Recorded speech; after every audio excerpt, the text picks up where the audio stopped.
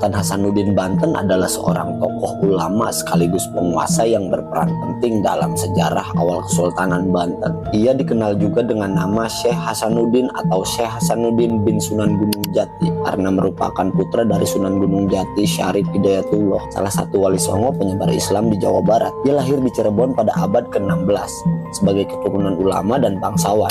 Hasanuddin kecil dididik dalam ilmu agama Islam, bahasa Arab yang terus ia pelajari, serta strategi kepemimpinan.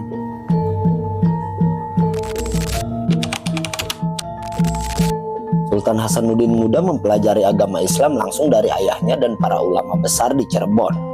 Ia juga sempat menimba ilmu ke daerah pesisir utara Jawa serta menjalin hubungan dengan ulama-ulama dari Gujarat, Arab, dan Malaka.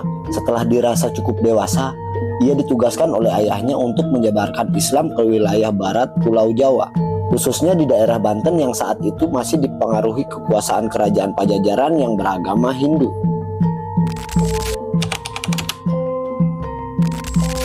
Pada sekitar tahun 1526 Masehi, Hasanuddin memimpin ekspedisi dakwah dan politik ke Banten.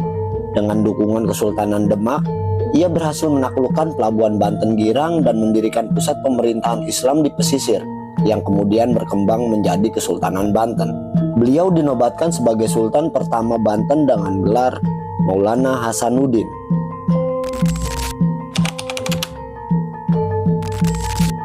Sebagai Sultan, Hasanuddin berperan besar dalam mengembangkan dakwah Islam di wilayah Banten, Lampung, dan sekitarnya. Mengembangkan perdagangan, Banten tumbuh menjadi pelabuhan internasional yang ramai, menghubungkan Jawa dengan Gujarat, Malaka, Tiongkok, hingga Timur Tengah.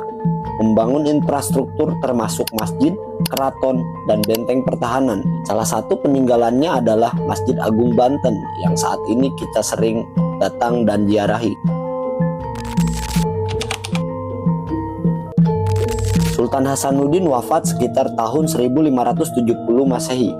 Ia dimakamkan di kompleks makam Sultan-Sultan Banten dekat Masjid Agung Banten Lama, yang hingga kini menjadi salah satu situs sejarah penting di Provinsi Banten yang sering kita lihat.